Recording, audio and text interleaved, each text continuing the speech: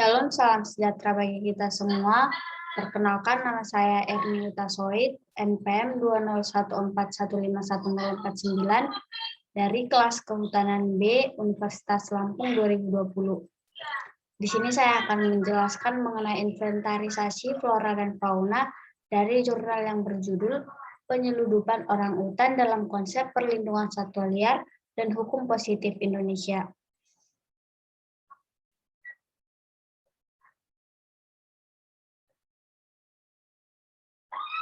Yang menjadi pokok bahasan pada PowerPoint ini yang pertama pendahuluan, tujuan penelitian, metode penelitian, pembahasan, dan penutup. Pendahuluan, Indonesia merupakan negara tropis yang menjadi rumah bagi berbagai macam satwa. Salah satu satwa yang dilindungi di Indonesia adalah orangutan yang tercantum dan dilampirkan dalam Lampiran Pemerintah Republik Indonesia Nomor 7 Tahun 1999 tentang pengawetan jenis tumbuhan dan satwa. Namun keberadaan orangutan semakin terancam dikarenakan perubahan habitat orangutan akibat aktivitas manusia, pembakaran hutan untuk pembukaan lahan perkebunan sawit, perubahan iklim, dan perburuan liar. Profauna mencatat ada dua hal yang dapat menyebabkan punahnya satwa liar, yaitu yang pertama berkurang dan rusaknya habitat, dan yang kedua perdagangan ilegal atas satwa liar. Perdagangan ilegal satwa liar melalui penyeludupan dan perburuan liar merupakan kegiatan yang tidak bertanggung jawab yang akan membuka peluang atas punahnya orangutan. Biasanya yang menjadi sasaran perburuan liar adalah bayi orangutan yang diambil secara paksa dan diseludupkan kemudian dijual. Sebelum bayi tersebut diambil oleh pemburu, induk orangutan harus dipisahkan dengan bayinya dengan cara dibunuh. Berdasarkan data dari WWF Indonesia, perkiraan populasi orangutan saat ini adalah 14.600. Penyeludupan orangutan merupakan salah satu kejahatan terhadap satwa liar yang marak terjadi di Indonesia. Biasanya orangutan diseludupkan dari Indonesia untuk diperdagangkan secara ilegal di luar negeri. Penyeludupan sendiri adalah pemasukan atau pengeluaran barang secara gelap untuk menghindari bea cukai yang sangat mahal. Jenis orangutan yang biasanya diseludupkan merupakan jenis orangutan Sumatera dan orangutan Kalimantan. Tujuan penelitian melihat dari kasus tersebut dapat dilihat bahwa penyeludupan orangutan untuk diperdagangkan secara ilegal masih terjadi hingga saat ini. Maka dari itu perlu kiranya penegakan hukum yang tegas terhadap perlindungan orangutan. Oleh karena itu, artikel ini membahas mengenai konsep perlindungan satwa liar dalam tatanan ilmu hukum dan pengaturannya di Indonesia, serta penegakan hukum terhadap tindakan penyeludupan orangutan.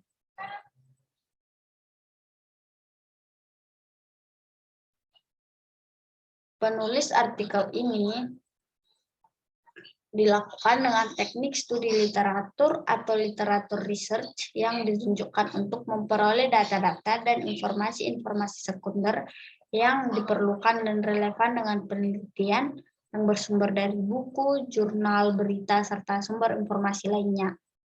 Teknik ini digunakan untuk memperoleh informasi ilmiah, pembahasan teori, dan konsep yang relevan dalam penelitian, yaitu mengenai konsep perlindungan satwa liar dalam tatanan ilmu hukum dan pengaturannya dalam hukum positif, serta penegakan hukum terhadap penyeludupan orangutan.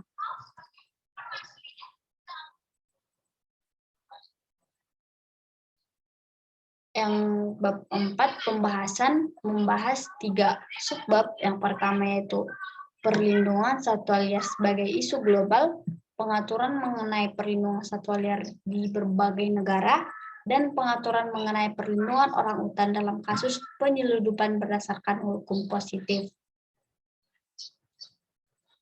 Perlindungan satwa liar sebagai isu global sudah menjadi isu global yang menjadi perhatian masyarakat dunia. Sejak diselenggarakannya Deklarasi Stockholm 1972, masyarakat dunia semakin menyadari bahwa pentingnya pelestarian lingkungan, termasuk satwa di dalamnya. Hal tersebut dapat kita lihat pada prinsip Deklarasi Stockholm 1972, di mana deklarasi ini mengandung prinsip-prinsip yang merupakan soft law sehingga mengikat secara moral kepada negara-negara lainnya. Perlindungan satwa juga dapat terlihat dari munculnya hak asasi hewan, yang dikemukakan pertama kali oleh Jeremy Bentham, seorang filsuf yang terkenal pada akhir abad ke-19.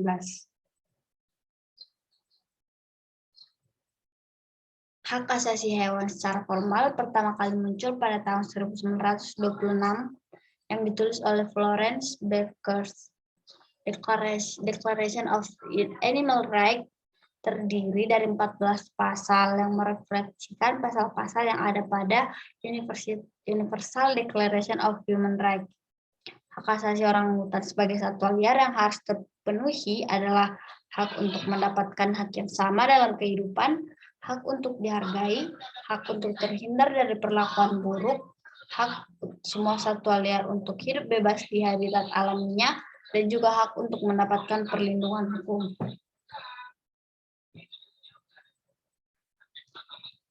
Subbab yang kedua, pengaturan mengenai perlindungan satwa liar di berbagai negara. Terdapat di negara Rusia, di mana hukum perlindungan hewan mereka membedakan dua jenis hewan, yaitu hewan domestik dan satwa liar. Bahkan kategori lebih spesifik diberikan oleh salah satu negara persemakmuran Uni Soviet, yaitu Kyrgyzstan. Di negara lain seperti Ukraina mencoba menggabungkan hewan liar dan hewan domestik ke dalam satu aturan, yaitu dalam aturan Ukrainian Law on Protection of Animals Against Cruelty. Amerika Serikat juga mengatur perlindungan terhadap satwa liar, terkhusus satwa yang dilindungi. Pengaturan mengenai perlindungan orangutan dan kasus penyeludupan berdasarkan hukum positif.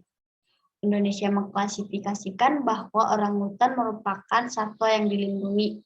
Berdasarkan hukum yang berlaku di Indonesia, satwa liar dibagi menjadi dua, yaitu dilindungi dan jenis tidak dilindungi. Berdasarkan lampiran Peraturan Pemerintah Republik Indonesia Nomor 7 Tahun 1999 tentang pengawetan jenis tumbuhan dan satwa, orangutan merupakan hewan yang dilindungi. Pengaturan mengenai perlindungan terhadap satwa yang dilindungi dapat ditemukan dalam Undang-Undang Nomor 5 Tahun 1990 tentang konservasi sumber daya alam hayati dan ekosistemnya, Peraturan Pemerintah Nomor 8 Tahun 1999 tentang pemanfaatan jenis tumbuhan dan satwa liar, dan peraturan-peraturan sektoral seperti keputusan Presiden dan keputusan Menteri. Salah satu hukuman yang diberikan kepada para penyeludup hewan liar atau pelaku perdagangan liar satwa liar,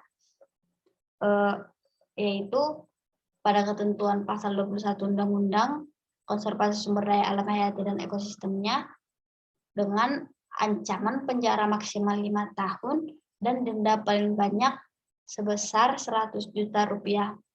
Apabila dilakukan dengan kelalaian, akan diancam penjara maksimal 1 tahun dan denda paling banyak 100 juta rupiah.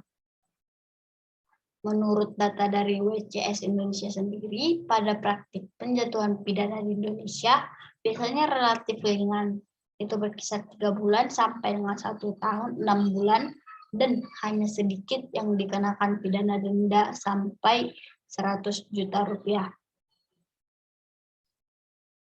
Bab 5 yaitu penutup orangutan sebagai satwa liar yang dilindungi harus mendapat perhatian besar dari negara.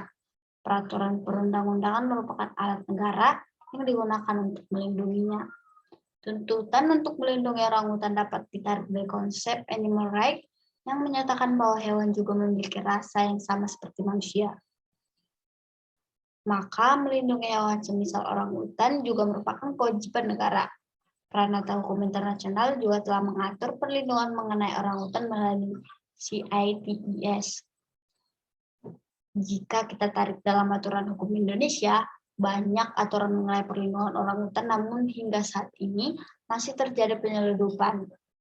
Hal tersebut terjadi karena hukuman yang kurang keras bagi para pelanggar. penulis merasa peraturan yang mengatur mengenai perlindungan orangutan di Indonesia harus direvisi mengingat keadaan orangutan merupakan bagian dari kekayaan alam Indonesia. Demikian hasil presentasi saya. Apabila terdapat tutur kata yang salah, mohon dimaafkan. Sekian dan terima kasih. Shalom.